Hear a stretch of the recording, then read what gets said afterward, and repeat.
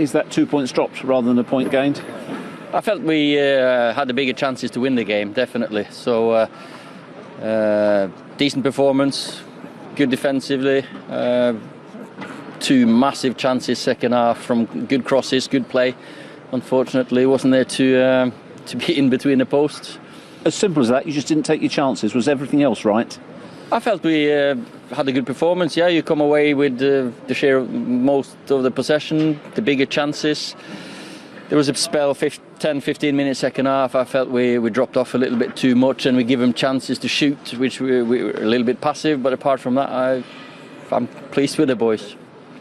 You had to make a change for Scott McTominay in the first half. You decided, rather than going like for like, perhaps with Matic, to change it to bring on Anthony Martial. What was your thinking there, and was it influenced by the way the game was panning out at that point?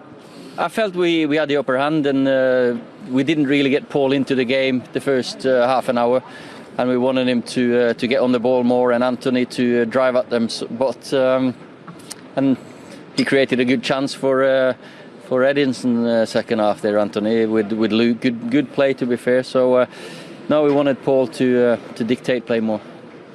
What's your thoughts on just 1 point from a possible sixth last couple of games? It's definitely. What day was it? You forget the days. Wednesday night. That was a disappointing one. Today you come away with a good performance. I feel they did what they should do. Sometimes you can't control, if you take the chances or not. Of course, they had a free kick that hit the bar, so it can go either way. It swings quickly in this game. You set a new club record. That's 18 away games unbeaten. Yeah. Is that much consolation today? No, not really. No, but we just take this point, move on. It's Tuesday, Southampton again. It's like NBA season. This travelling on the road again. Thank you, Ollie. Cheers. Win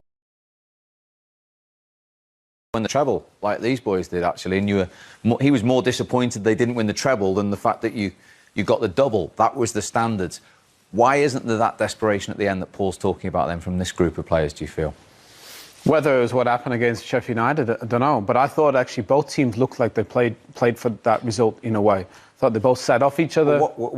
What good is a point to either team? Nothing. It's not good for either, really. Arsenal, they're in eighth now. They were ninth before. So really, I know they're 6 points off top four. So that maybe they're just thinking, let's chip away. But I think for United, a couple of weeks ago, they were top of the league now. All of a sudden now that gap to City, plus City have a game in hand, plus they have better goals. That's what could potentially be 6 points with the goals at 7. So all of a sudden being top, that gap now to City, and they're flying City. So I think for both teams, it was in a way it was a must-win game, and I think they just showed each other too much respect. I understand Arsenal play the way they do because they're missing a lot of big players, important players. It's okay for them to play on the counter, and have less possession. But I thought for United, I think at times top big players have saved them this season, haven't they? Whether Bruno Fernandes or Rashford or Pogba or Cavani. But today, they needed a special moment from someone, and it just, they didn't get it. Is that fair, what Paul's saying, that the big players will be judged in those big games when it's fine margins? Well, the only reason you're a big player is because you do against the big teams, the best teams. Anybody can play against, the small teams. The best players show up on the biggest occasions. And that's when you need somebody to kind of drag you across the line. You think about, the great United teams, the players that they had that did that, the Thierry Henrys that did it for Arsenal. You need somebody in a big game to step up and go, right, put it on their shoulders and drag you across the line. And that game was there to be won for both teams. It was. And it really just felt like they both were happy with the draw. I think it's a mentality thing as well at times. I think we look back at our team. If we didn't win a game, we were devastated. Really disappointed. Whoever we played against, whether it was Arsenal, Chelsea, Liverpool, any of the great teams, we weren't happy. I get the impression watching that they're quite happy with the point. That's where they're at. We've come off the game. We've not really thrown everything forward. Have we really come away from that game trying to win that game? I can't see evidence of that. They've had two great chances, don't get me wrong, and they should have won the game, saying all that.